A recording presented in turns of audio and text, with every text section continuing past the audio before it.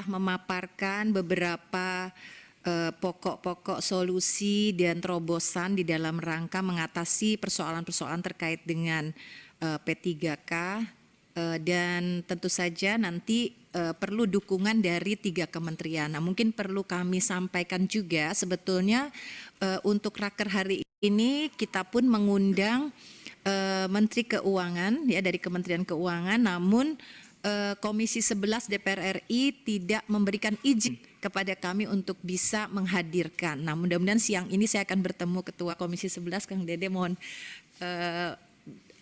teman-teman supportnya ya. Mudah-mudahan nanti ada kesempatan juga untuk Komisi 10 mengundang beliau-beliau dari Kementerian Keuangan. Namun saat ini kita juga beruntung hadir teman-teman dari Kemendagri. Kami persilahkan kepada Saudara Insinyur Restuardi Daud MSc untuk memberikan pokok-pokok paparannya. Silakan.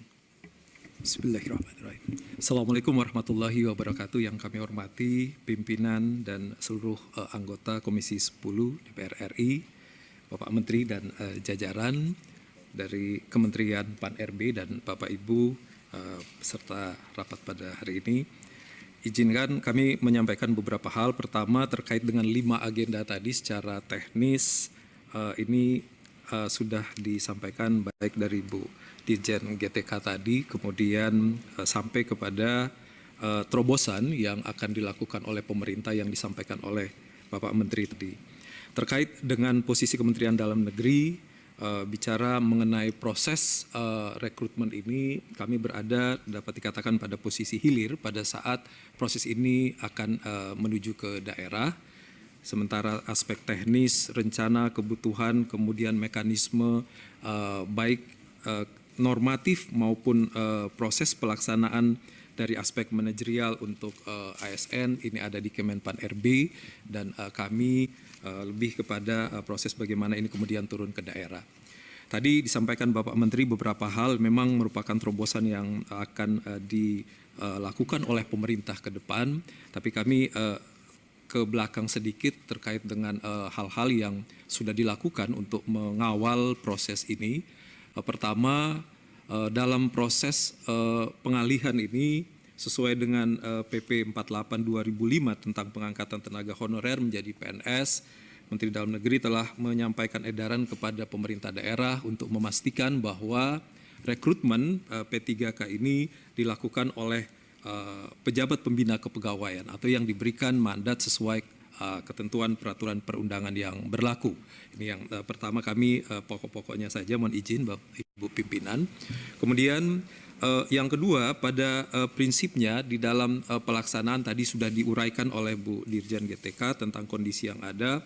Satu hal lagi yang kami lihat atau kami evaluasi dalam proses ini adalah kekhawatiran pemerintah daerah mengenai kemampuan atau kapasitas fiskal untuk membiayai pada saat ASN ini atau mohon maaf P3K guru ini kemudian masuk dalam aspek pembebanan biaya gaji yang sesuai ketentuan peraturan perundangan ini harus dibiayai dengan APBD.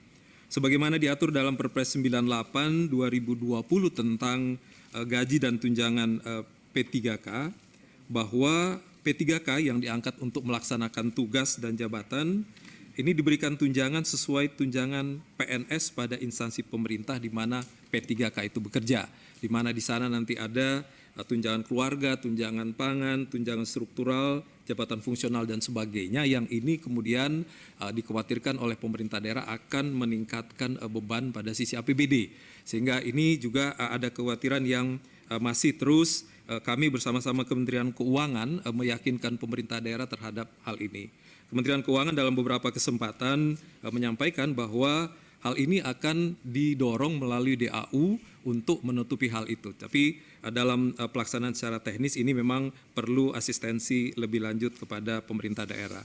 Terkait hal ini kami juga Menteri Dalam Negeri telah mengeluarkan peraturan Menteri Dalam Negeri nomor 6 2021 tentang teknis pemberian gaji dan tunjangan yang intinya menindaklanjuti Perpres 98 tersebut bahwa ini harus dilakukan dalam koridor APBD, tinggal nanti sisi pemerintah pusat yang nanti akan memenuhi melalui mekanisme DAU.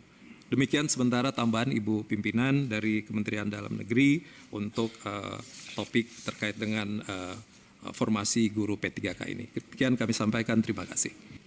Ya, baik ya. Jadi sudah jelas ya persoalannya, pemerintah daerah mengapa tidak mengajukan formasi sesuai kebutuhan sekolah. Tadi dijelaskan secara singkat namun cukup jelas ya, mungkin kekhawatiran terkait kemampuan fiskal mereka, konsekuensi dari pengangkatan ini. Nah, jadi teman-teman mungkin nanti kita bisa mendalami lagi. Sekarang kita dengarkan penjelasan dari Deputi